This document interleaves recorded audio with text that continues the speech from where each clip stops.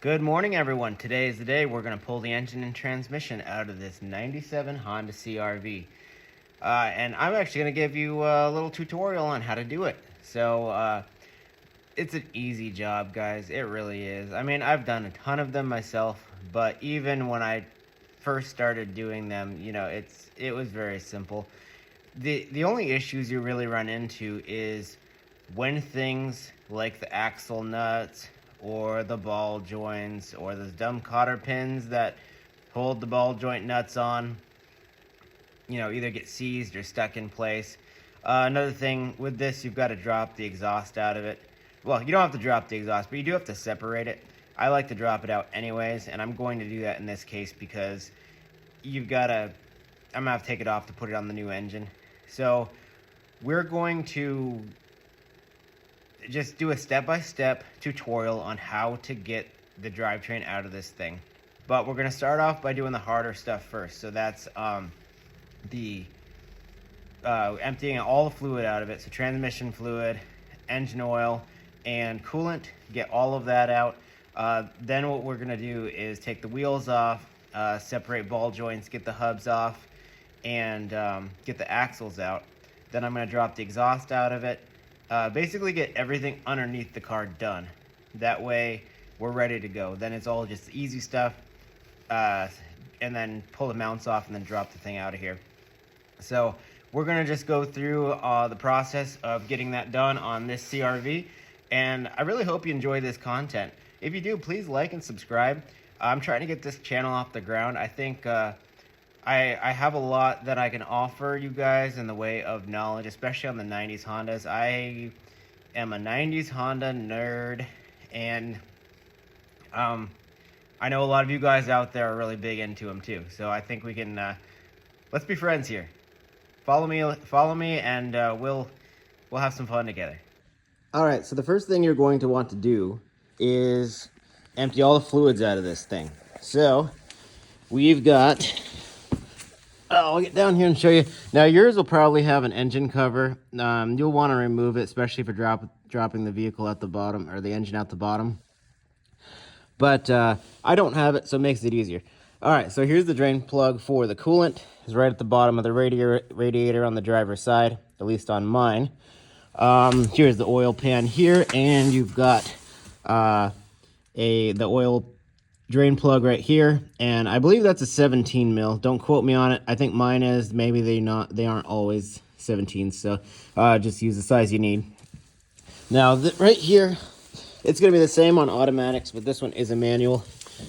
Right about here is the drain plug, and this takes a 3/8 inch drive ratchet and or a breaker bar if you have the room to do it. So you just break that free and drop the fluid out. Oh, looks like I'm going to need an axle while I'm at it. That's going to be fun. And that's all the fluids you need to get out. Now you'll have, let's go back up here, the power steering system. If you're not dropping the subframe and you're not working on that system, I recommend leaving it and just taking the power steering pump off, which is this bolt and this one little bolt right down here, and then just lifting this up and just setting it aside. Also, if you're equipped with air conditioning, which I am, you've got to take off the 4 bolts that mount the compressor, and I'll show you that later. Once we get the radiator out, it'll be a lot easier. And that's it in the way of fluid. You don't have to mess with brakes or anything like that.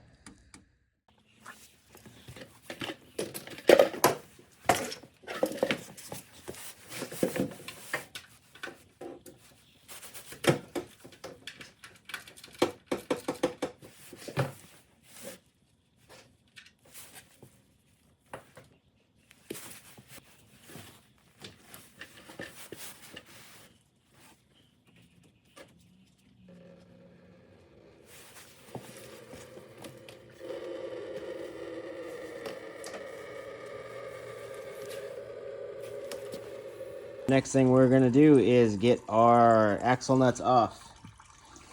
Now this one shouldn't be too hard because I just did this axle not too long ago. You can see I didn't pounded in where it's supposed to be. So that's not great. But it's still holding on strong. The axle socket set here, I apologize. I don't know what size this is. I'm thinking maybe 36. Correct me if I'm wrong. But this is the one you're going to need on your impact. Now let's see if my little baby 1/2-inch Milwaukee impact will do it. If it doesn't, I'm going to have to get out the big guns and get the electric DeWalt. Let's see what we can do. All right, impact, socket, ugga dugga.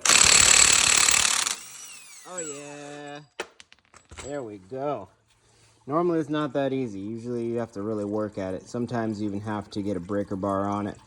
But we're very fortunate this time. It came off. Now the next thing that will tend to happen is that these axles will get stuck in the hubs. Now I don't think that's the case with this one, because if I remember correctly I used grease on it. So give it a push and see how easy it's going to be. Look at that. It's loose. So that'll come right out of the hub. All right, so the next thing we have to do is get the lower control arm separated from the ball joint there. So there's a little cotter pin right there, and then a socket, a nut that you have to use a socket on. And there are a couple different ways to get the ball joint off. I'm hoping if I just hit this lower control arm with a gigantic hammer, it'll just come off. There are ball joint separators. If it's really bad, you're probably gonna have to use a pickle fork, which is not ideal because you end up ruining the boot on the ball joint and then you have to replace that. So we're gonna try some other methods first. Well guys, God is good. Sometimes it just works out easily. I had walloped on this thing with the hammer, didn't work. So I was like, all right, I don't want to ruin the boot on the ball joint, so I'll get my little separator on it. So I slid it on, didn't even tighten the bolt to it, and I got my camera set up to shoot the next shot, and I heard a pop. All of a sudden, this thing's hanging down, and the ball joint is out. So, we don't need to worry about using this tool. Let's see if we can get the axle out.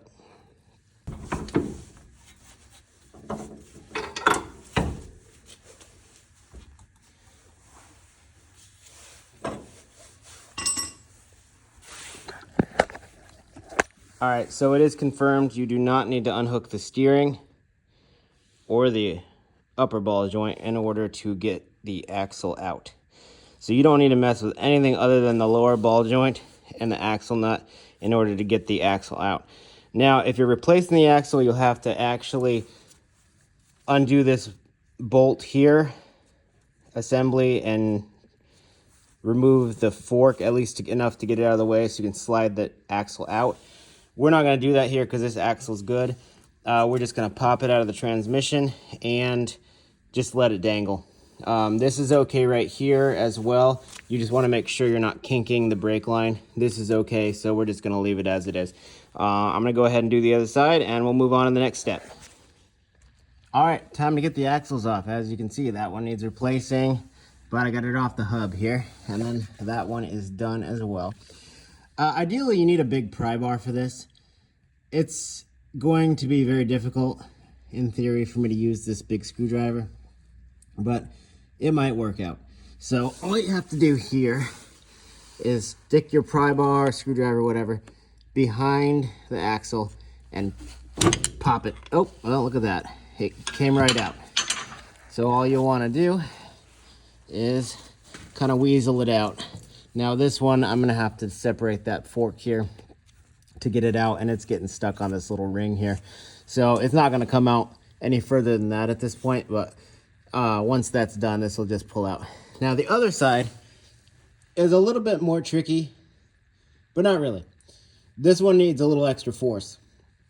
You're going to need, what I find works best in all my days of doing these is that a pickle fork is the thing you need. Now, oh, here it is. This is it right here. There it is. You take it and then you put it against the end of the axle and you hit it with the hammer. Now let's see if I can get the camera set up so you can see me doing this.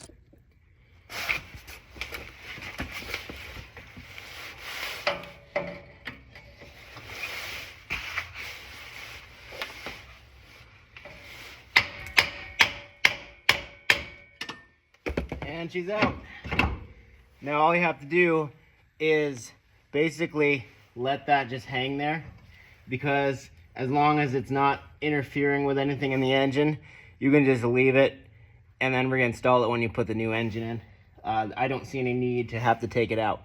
If you want to, or if you're replacing your axles, like I've said before, remove the bolt and the nut from this fork, get the bolt out, and then the fork will come forward and the axle will just drop out.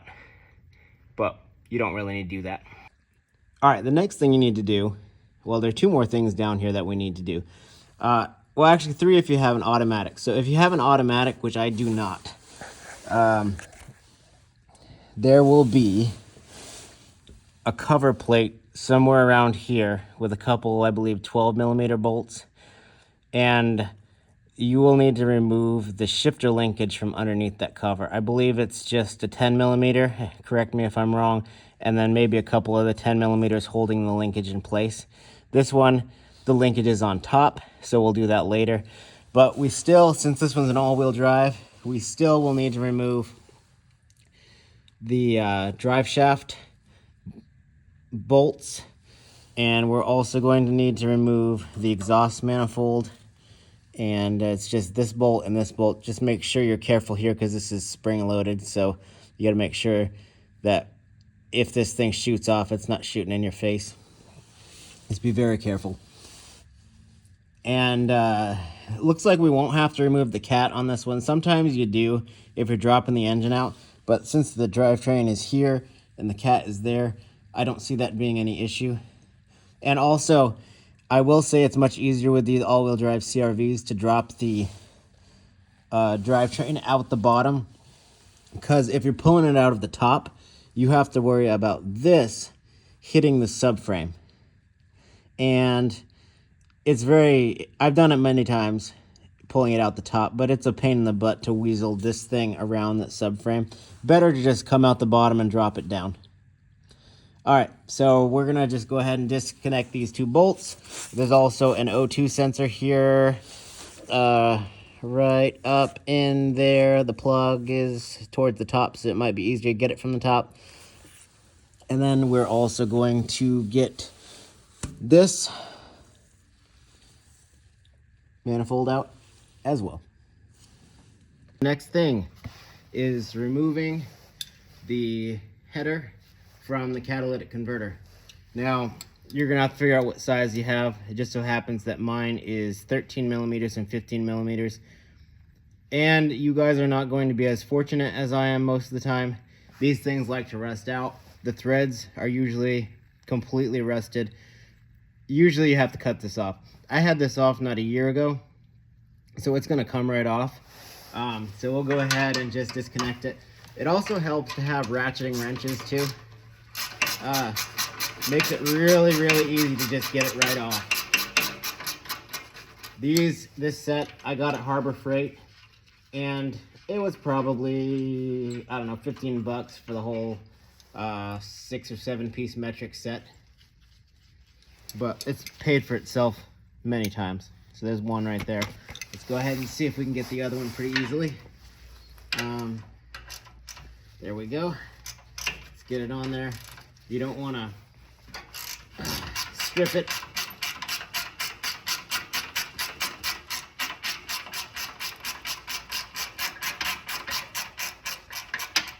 There we go. Perfect. All right. So now the exhaust is separated. And as you can see, that is the reason why my exhaust was so loud. That ring is shot. So we're gonna have to replace that for sure. So here's my setup for removing the drive shaft bolts. Right there. Got my 1/2 inch impact with the reducer down to a 3/8, a 3/8 extension, and then a 12 point, you see right there, 12 point, that's very important. You can't use the regular one. 12 point, 10 millimeter socket. Now, I know what you guys are gonna say. You cannot use chrome with an impact. I'm here to tell you, I use it all the time. I've never broken one. It's never been a problem. I buy cheap Harbor Freight and Amazon tools. It's never an issue. So if you want to abide by the rules, use the black stuff, impact rated. But I'm here to tell you, it's not that big a deal.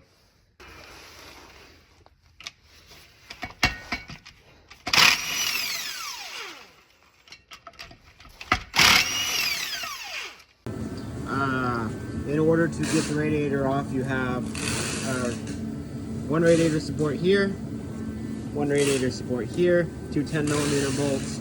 Then you've got this AC bracket. If you have air conditioning, that will need to get taken off and swung out of the way.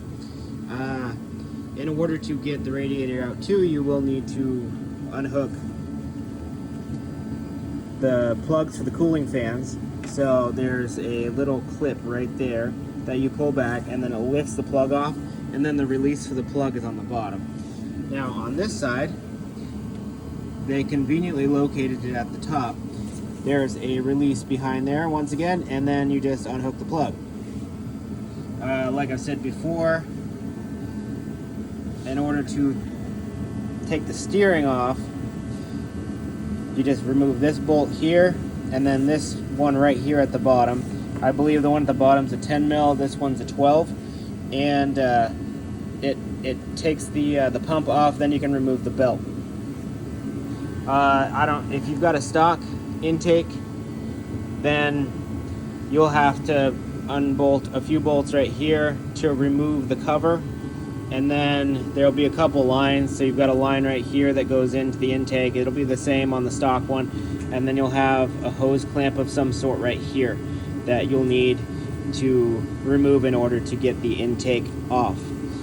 Now, going to the fuel system, there are two lines you'll have to take off. Number one here is this fuel line. That's a 17 millimeter right there. You'll want to remove that. And there are two washers, one on the top, one on the bottom. You want to make sure that you do not lose those washers, because if you do, you're going to have leaks like crazy all over the place. So remove that, and then what I would do to keep fuel out of the filter, or keep fuel in the filter and dirt out, I would put that bolt back in with the washers on it. Then this can just be swung aside. Next thing you will have to take off is the throttle cable.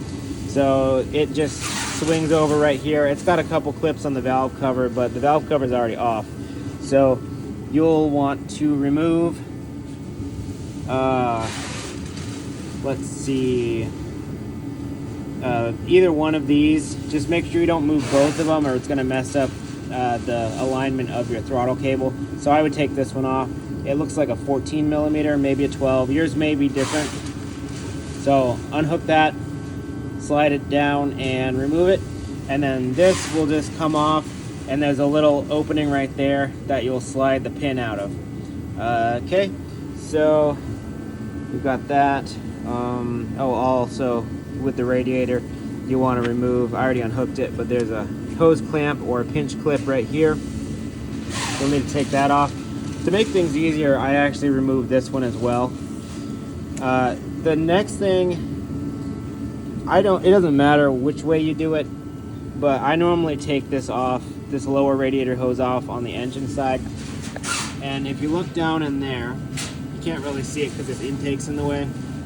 There'll just be another clamp, and then you can pull this off. Okay, and once again, you don't need to remove the exhaust, but it's probably best if you do, just for clearance sake. So there's going to be 1, 2, 3, and sometimes even 4 bolts for the heat shield, and then there's just a pile of bolts that go into the manifold. They're 12 millimeters, and you should be able to zip them out pretty easily with an impact too, once you have this radiator out. And the air conditioning here, if you have air conditioning, like I said before, you've got 4 bolts on the front of the compressor that you'll have to remove. And then if you come down here, you will also have to remove bolts for the torque mount.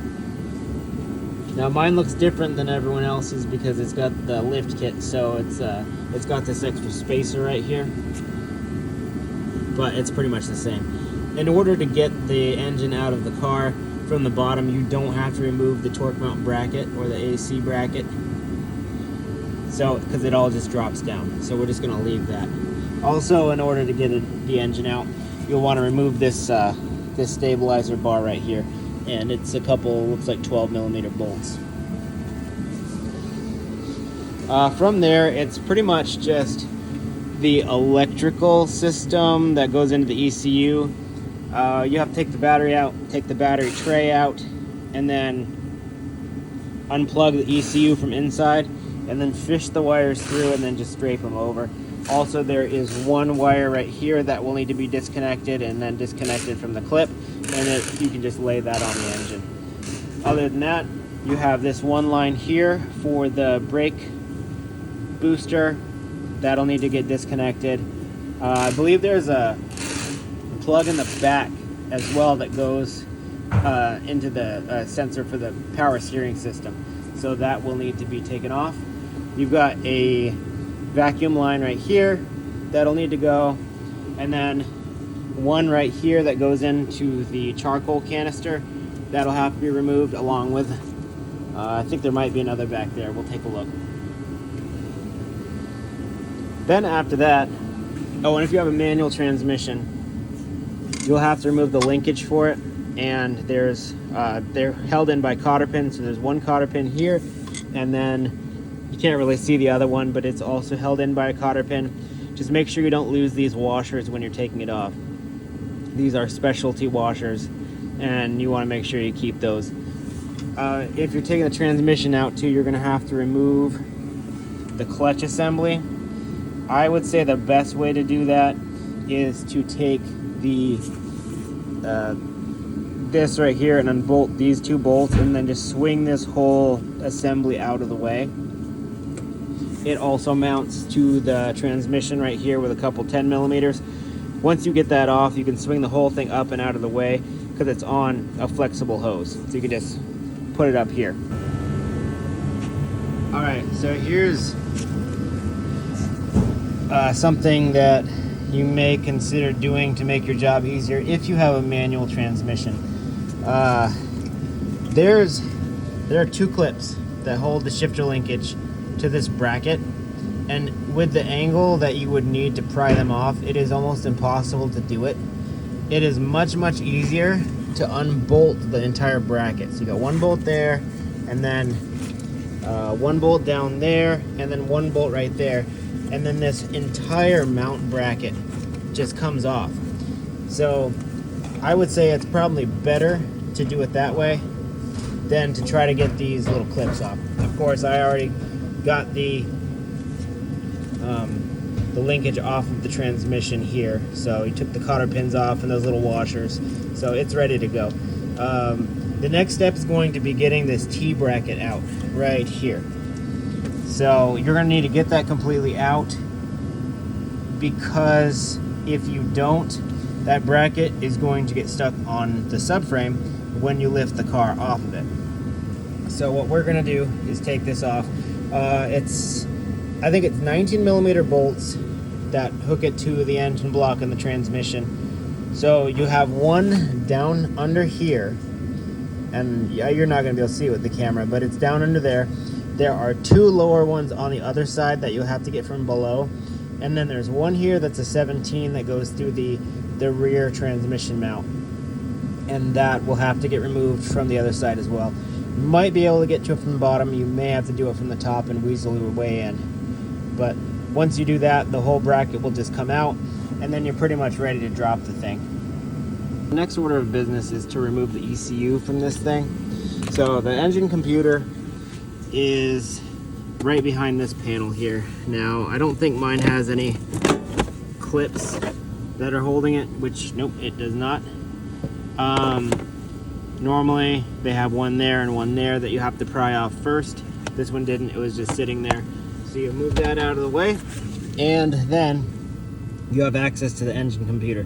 Now you don't actually have to remove the computer, but you do need to unplug it if you're gonna get the engine out. So what we're gonna do is one bolt, and I think it's only one on these vehicles that hold it in place. Right there, it's a 10 mil, and you get it off there. And then this whole thing should just pop out of the way here. Now you will have a couple little clips here. One here, and then one that holds that on. And then right here, you have all of the plugs that go into the ECU that you just have to remove. So you remove those, take this off, and get this pigtail off with it. And then you pull the whole wiring harness right out of the engine bay. And I'll show you. I got the battery tray out. You will need to remove the battery tray. There's two 10mm bolts here that hold this boot on. And basically, once you get the ECU unhooked, you just pull up right there, yank it through the car. And you just take this wiring harness and drape it over the engine, and you're ready to go. All right, everyone, it's the moment of truth. We are going to drop the engine out of the car. So everything in this is disconnected and ready to go. The only things that are still hooked up are this transmission mount with 1, 2, and then 3 bolts in the one in the back, and then this post mount right here. It's 2 bolts right there, and then this thing is pretty much out. So I did end up unhooking the T-bracket in the back, but it's actually still hooked up to the rear engine mount. I'm going to see if it binds up somewhere. If it does, I might have to take it out, but we're going to try to get it without. Both of the front torque mounts are disconnected right here. They're disconnected from the chassis there and right there. And since we're lifting the car off of it, it won't be an issue to just leave them on there. If we were pulling the engine out the top, then we would have to take both of them off because they would, of course, get stuck on the frame immediately. So all the lines are disconnected. There are 2 coolant lines in the back here that I forgot to mention. There's one here that goes into the where the thermostat is. And then there's this long one here that goes to the cylinder head. Make sure you put a tray underneath to catch the coolant because it will come out and make a mess everywhere. All right, let's get this set up on the tripod and we'll get some video of getting this engine out of here.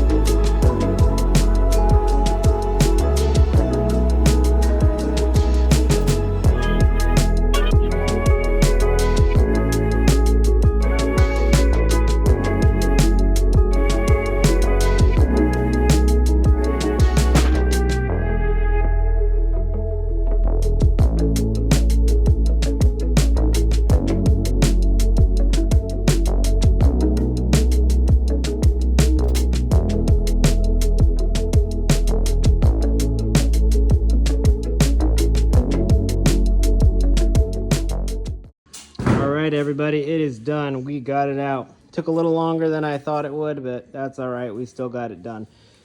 So this engine is going to get torn down and sold off in little individual pieces. So if you need any B-series parts, let me know.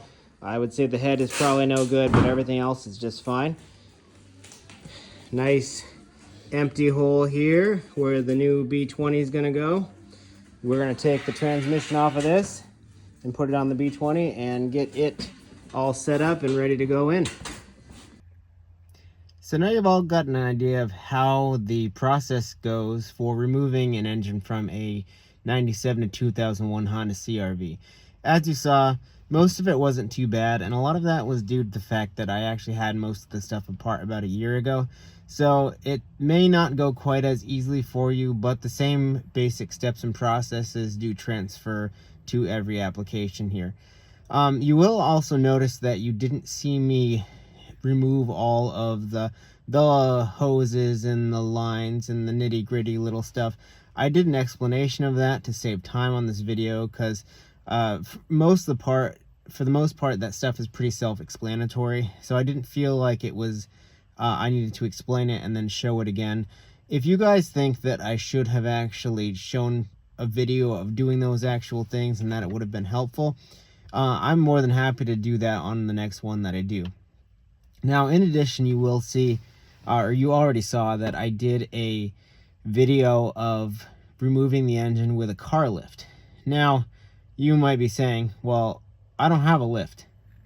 That's okay. If you don't have a lift, what I tell people to do is to lift the car off the drivetrain with a jack, one on either side of the car, and then either grab a friend or go one side to the next and just lift the vehicle up that way to the height where you can slide the engine out underneath. Now, I do recommend putting the engine on a vehicle dolly or a moving dolly or some type of rolling cart or something like that, so you can easily slide it out from under the car. It's not necessary, but it definitely does help. Anyways, enough of my rambling. I hope you found this content useful and helpful, and if you want to see more in the future, please let me know. I'm trying to get this new channel off the ground, and I think there's a lot of information that I can give you guys, especially when as it pertains to the 90s Hondas. I've got about 13 or 14 vintage Hondas right now that all need some degree of work. So I can provide a lot of information for a lot of different models, and a lot of the information transfers from model to model, you know, about Honda and their parts interchangeability, I'm sure. But anyways, thank you so much for watching till the end. I really do appreciate you, and I hope we can once again be friends in the future. And please, if you haven't already, once again, like and subscribe, and we'll see you in the next one. Thanks a bunch.